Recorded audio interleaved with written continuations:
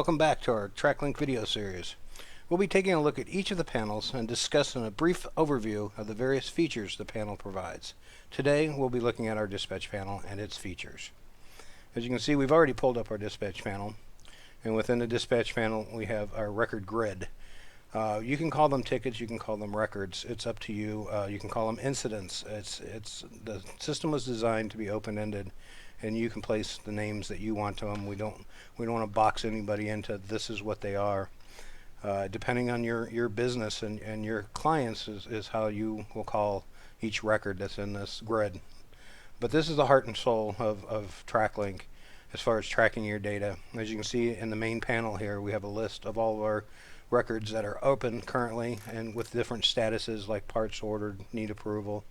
And you'll also notice on the right hand panel here we have a history panel that will follow each of the tickets, showing the history that has been done at this particular account or client, John Hopkins Eatery in this case. And then as we go down, you'll see each one will have a different history involved with that, what it was, when it was done, what the model was, and the ticket number associated with it. The lower half of the screen is the detail for all of these records, and they show, as you can see, a record detail, what the ticket number was, the open date, time it was open, who it was assigned to, which department within your company it is assigned to. Also, you can see that there's a status is listed, and what the current status is of that ticket, whether or not it's a contract, time and material call. Again, these are different things that you create within the system administration panel to fit your business on what you want to call them. Also the SLA, if there is one on that particular call, and the response time, whether it's a phone call or on-site or whatever you've contracted with that particular client to be there. And also listed is the item that was called in. We have various items that we've thrown in there just for the data to be able to utilize it and track it. And then of course the reported issue, what the client is having problems with to begin with on that particular instance. This can be as long as you'd like it to be. It'll scroll down with you if it's a long issue. And then of course you have the detail of the company and the contact which placed this issue or this instance with your company.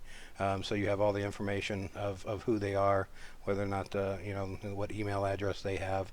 And as you can see, some of these are newer tickets and don't have anything ordered on them. If we scroll through here, we'll see that this particular ticket has parts on order. The status is parts have been ordered.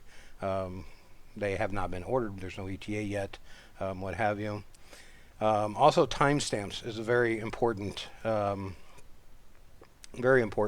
panel within the dispatch board, and these show our timestamps show you can detail the amount of work that's been done per employee as they've traveled on site, how long it took them to get there, what they did, whether or not they were an engineer on site.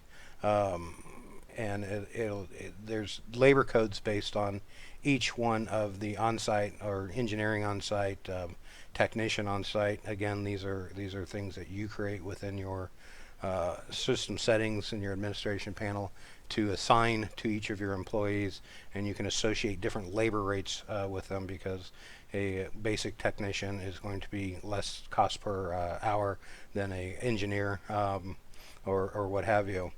And travel times can be put in there. You can also create a timestamp for trip charge. It's dynamic. You create what you want to do so that the features will function the way you want them to do. And lastly, we have a resolution additional comments down here.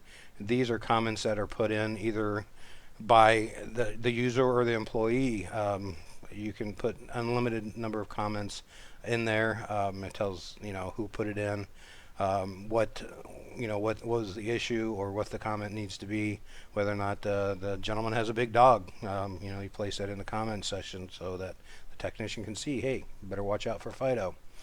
Also on our dispatch panel, we have our filtering system, and we've made our filtering system very dynamic within TrackLink BAS so that you can quickly come to find whatever ticket you're looking for.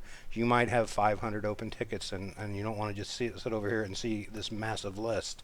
So you want to be able to come in here and simply look for, these are all the unassigned tickets, and as you can see, all the tickets are unassigned within this category. And you can go by the assigned tickets. This by assigned list is dynamically generated based upon your employees. You can also put in there that your employee is not going to be put in this list. You may have employees that do purchasing, but you're never going to assign them a call. So you set that up within your administrative panel also.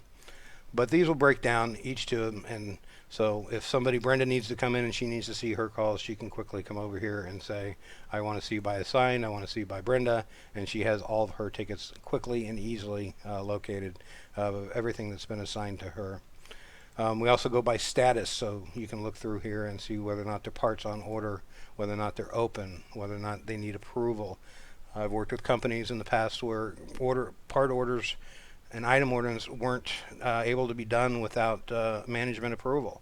And the manager will come in and look at these tickets that have been moved or records that have been moved to need approval, and from there they can look at them and decide whether or not they want to order the part or have more information on that. You can break them down by department. So you can have an engineering queue that only the engineers will see. A help desk queue, if you have people calling in just talking to you over the phone, you can document those and assign them to the help desk department. And internal, anything you have inside, of course, just service and then software development. Again, these departments are all dynamically generated at your setup time when you install your database, and you can make them whatever you want them to be. We just happen to use these examples. And lastly, we have by type. You can break your calls down by contracts, whether the hot spares, different types of calls. So our filtering system is very dynamic within TrackLink BAS, and we tried to incorporate that throughout the different panels. So record searching and finding your data is quick, fast, easy. It does not take a lot of time, and you should be able to get to what you needed to do. And lastly, there's always the infamous, if I can't find it and my technician knows the number, I can simply just type it into the search box, pull it up, and there's your ticket, quick, fast, and easy. This video does not have time to go into each one of these functions and features listed within the top row buttons here. Those will be broke down into individual shorter videos later. But as you can see, within this, there's multiple ways of opening up tickets within TrackLink BAS. One of the fastest way is simply to highlight, select a line item and select the quick ticket, which would open up a ticket. You can add comments to a particular call. As we said, they show up down here, as many as you'd like. You can transfer a ticket to another user. You can also order items or parts, whatever you want to call them. That functionality will be in a later video also. You can also create a new task from this. A task is a record based upon I need to do these 6 tasks or 3 tasks or what have you before I can close out this ticket.